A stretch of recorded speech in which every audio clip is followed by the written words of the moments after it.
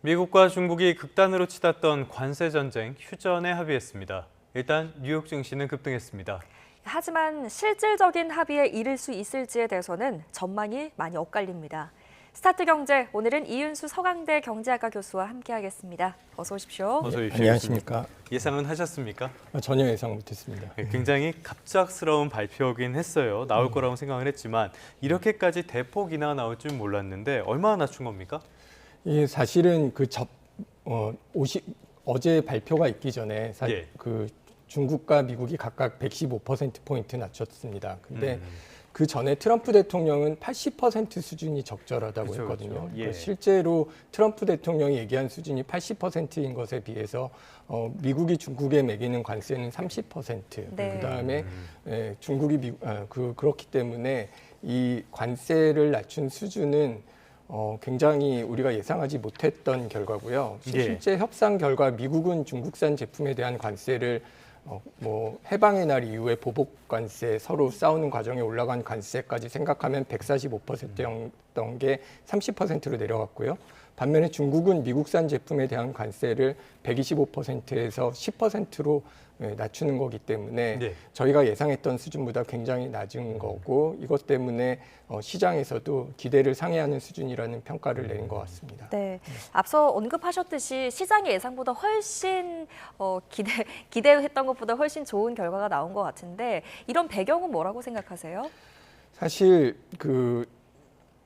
우리가 지난 한 달 정도 동안에 4월 2일 이후에 관세가 예상보다 크게 나온 이후에 시장이 굉장히 많이 요동치지 않았습니까? 그렇죠. 주식 시장뿐만 아니라 채권 시장도 굉장히 금리가 높게 올라가면서 사실은 미국이 재정 적자 등을 통해서 금리를 낮추는 게 되게 중요하다고 생각하는 상황이었는데 그렇게 금리가 올라간 게 굉장히 부담스러웠을 거라는 생각이 듭니다. 실제 어제 저희 베선트 장관이 한 인터뷰에서도 살펴보면은 지금까지 얘기했었던 관세로 인해서 경제가 굉장히 멈춘 상태에 있었다라는 평가가 많았습니다. 예. 실제로 시장에서는 이게 관세로 인한 경제 핵전쟁이라는 표현을 쓰면서 전쟁 속에서는 아무도 투자를 하지 않는다라는 얘기를 했었는데 베선트 장관도 주말 양측 대표단이 공통된 인식이 어느 쪽도 디커플링을 원하지 않는다. 우리가 싸우려고 하는 게 아니고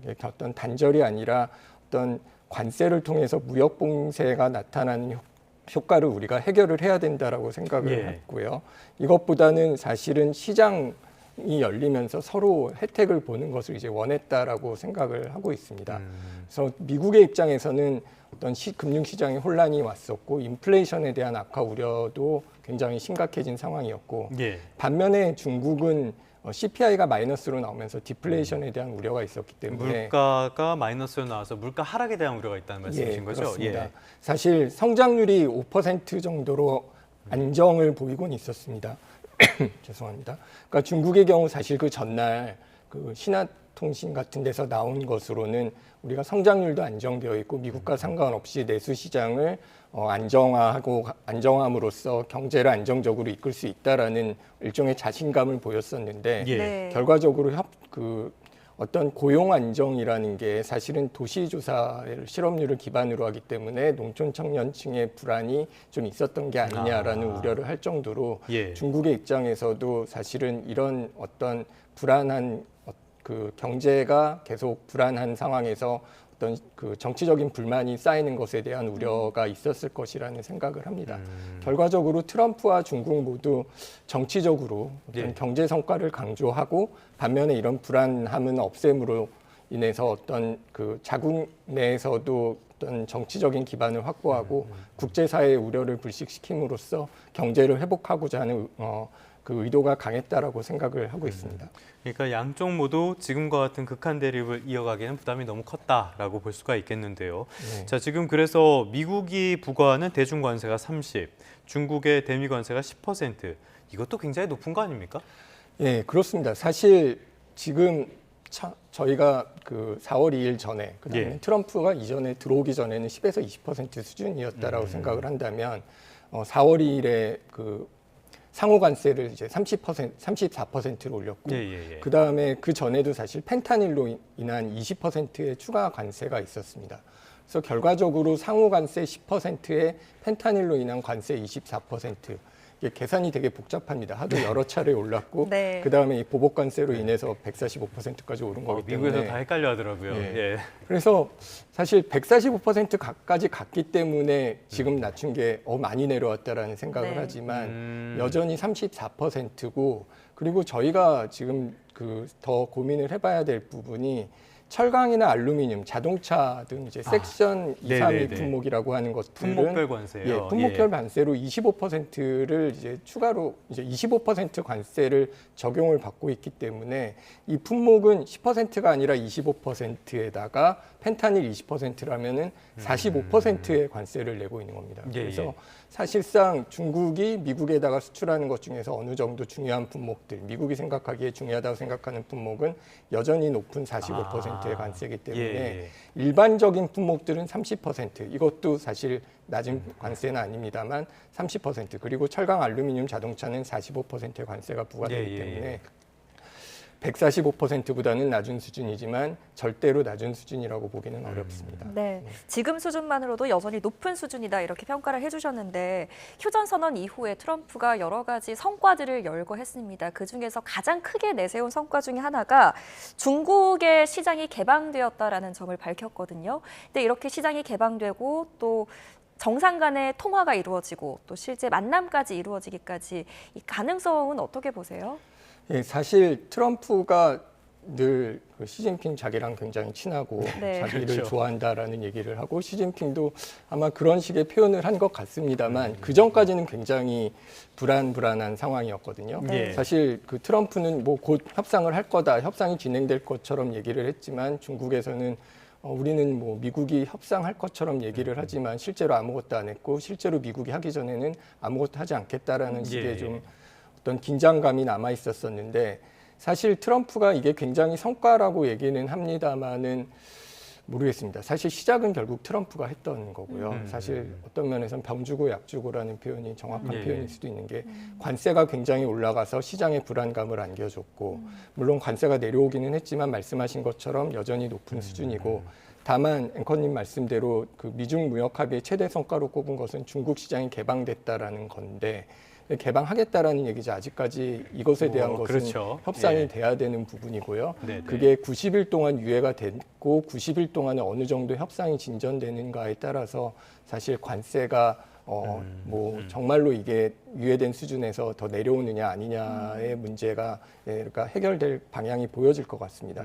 그럼에도 불구하고 트럼프가 이제 강조하는 것은 중국이 이제 미국 기업을 환영하기로 했다. 사실은 자본시장과 어떤 미국의 수출 같은 것들을 통해서 중국이 미국에 가지고 있는 무역 흑자, 미국이 중국에 가지고 있는 무역 적자를 줄이는 것을 원하고 있는데 중국은 뭐 미국 제품하고 기업에 비해서 매우 제한적인 접근만 허용을 했고 관세뿐만이 아니라 비관세 장벽이 굉장히 높았는데 이런 것들을 낮추도록 유도를 할 거고 이것을 이제 시진핑 주석과 협상을 통해서 이제 정상 간에 이제 해결을 하겠다라는 소통 의지를 밝혔다는 점에서는 긍정적이라고 평가를 할 수 있을 것 같습니다. 네. 시장을 개방을 한다고 해서 지금보다 미국 제품이 더 중국 시장에서 경쟁력을 가지게 될지 이 부분은 잘 모르겠는데요. 어쨌건 지금은 일단 휴전이 된 상황이고 양국 간의 논의가 계속 이어져야 될 거 아닙니까?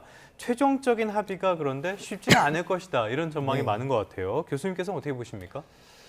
이게 시장을 개방한다라는 거는 굉장히 쉽지 않은 일이라고 생각을 합니다. 사실 저희의 경우도 우리나라의 경우도 어떤 미국과의 무역에 있어서 비관세 장벽, 어떤 플랫폼이라든가 이런 것들에 대해서는 늘 이슈가 되고 있지 않습니까?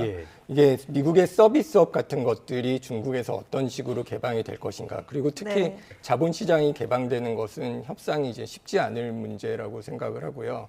그다음에 시장은 한숨을 돌리긴 했지만 이게 결국은 90일 시한부이기 때문에 8월 10일까지 추가 합의가 없으면 이게 자동 복원이 되는 것으로 되어 있기 때문에 이런 측면에서는 이 높은 관세가 언제든지 돌아올 수 있다라는 불안한 감이 남아 있는 것 같습니다. 네. 그리고 미국의 입장에서도 사실 어떤 시장 개방에 대한 얘기를 했지만 베선트 장관이 이제 강조했던 부분이 그 공급망을 어떤 전략적으로 재균형을 찾겠다라는 얘기를 했었는데요. 사실 코로나 기간을 통해서 미국이 의약품이라든가 반도체, 철강 등 한 5에서 6개 정도 핵심 산업에 있어서 공급망이 굉장히 취약하다라는 측면을 느꼈는데 이것을 국내로 이전을 하거나 아니면은 조금 친한 어떤 동맹 국가로 이전하는 그러니까 미국 내지는 동맹국으로 리쇼어링 또는 니얼쇼어링이라는 표현을 씁니다.